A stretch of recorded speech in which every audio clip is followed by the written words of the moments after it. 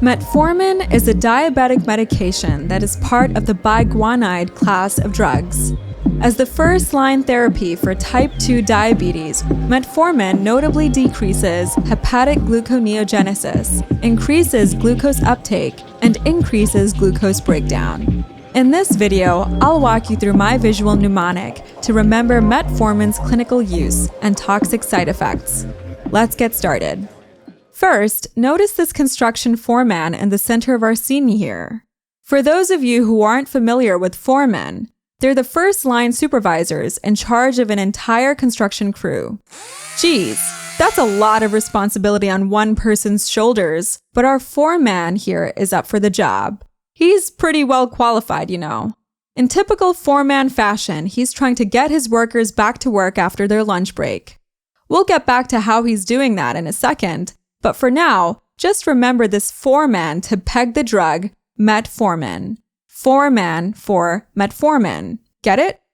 Next, notice this big gong that our foreman is ringing. Yeah, he's ringing this big gong to get his workers back to work. Why a gong and not some normal clock? We'll find out in a bit.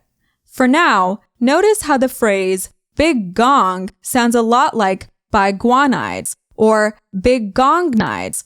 Yeah, this big gong is here to help you remember that metformin is a drug in the class of biguanides because big gong sounds like biguanide, right? So it's the end of lunch, but what were our workers eating anyways? Take a look at this construction worker in the back here. He looks pretty nauseated, clutching his stomach and stuff. I wouldn't want to be in his place. Anyways, he's nauseated because of what he had for lunch. A ton of cookie dough. I mean, just look at the cookies he's making. I love cookie dough, but I would probably get sick if I had as much to eat as he did. Our worker's nausea is here to help you remember that one of the most common side effects associated with metformin use is GI upset, which includes nausea, abdominal discomfort, and diarrhea. While we're here, I also want to mention that metformin use is not associated with weight gain. Maybe these are low-fat cookies? Oh, so that's why he's not feeling well. I hate low-fat cookies too. Next, notice how our nauseated construction worker has spilled his cookie mix. If sweet, sugary cookies represent glucose, then cookie mix must represent the production of glucose, otherwise known as gluconeogenesis. This cookie dough is also coincidentally shaped like a liver, which helps me remember that gluconeogenesis takes place in the liver. You see, metformin decreases hepatic gluconeogenesis, thereby decreasing the body's ability to make more glucose. The exact mechanism is unclear, but it is speculated that metformin activates adenosine monophosphate kinase, also known as AMPK. AMPK activation in turn inhibits mitochondrial glycerophosphate dehydrogenase, as well as complex 1 of the electron transport chain, thereby leading to decreased ATP formation and decreased hepatic gluconeogenesis. Don't worry so much about the mechanism here. It's still a research topic and probably won't show up on your exam. Instead, just remember that metformin causes decreased hepatic gluconeogenesis. If you had diabetes or high blood sugar, you'd want to decrease glucose production too, right? Another one of metformin's mechanisms of action is increasing glycolysis. Take a look at the burning sugar cookies in the oven behind our nauseated construction worker. Yep, these cookies are definitely on fire, maybe because our nauseated worker isn't paying attention. Anyways, these fiery cookies are here to help you remember increased glycolysis of sugar, since glycolysis burns or uses up sugar, right?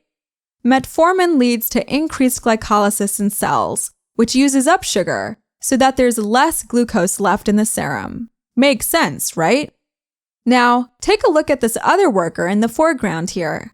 It looks like he really likes these cookies. Now that lunch is over, he's even sneaking some cookies out. We'll call him our sugar cookie thief.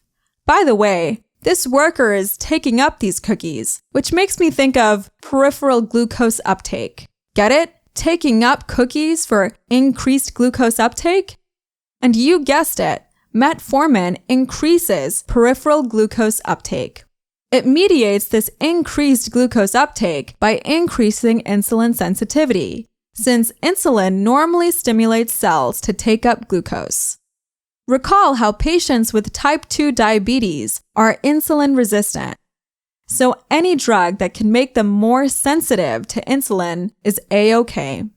This is part of the reason why metformin is the first-line drug for type 2 diabetics. Yay, metformin! Next, notice what this worker is taking along with his cookie for later. Yep, it's a glass of milk. I dare you to name a more classic combination than milk and cookies. By the way, this milk makes me think of lactic acidosis, since milk is our recurring symbol for lactate. It's the lactate milk, right? Anyways, lactic acidosis is one of the toxic side effects of metformin. The mechanism of metformin's induction of lactic acidosis is pretty complicated, so just know that lactic acidosis is a potential side effect of metformin use. But take a closer look at how our worker is sneaking out this milk. Yeah, he's pouring it into this flask that's shaped like a kidney? Yeah, it's a kidney. This kidney-shaped carton is here to help you remember that metformin is contraindicated in kidney failure. This is related to the lactic acidosis we just mentioned.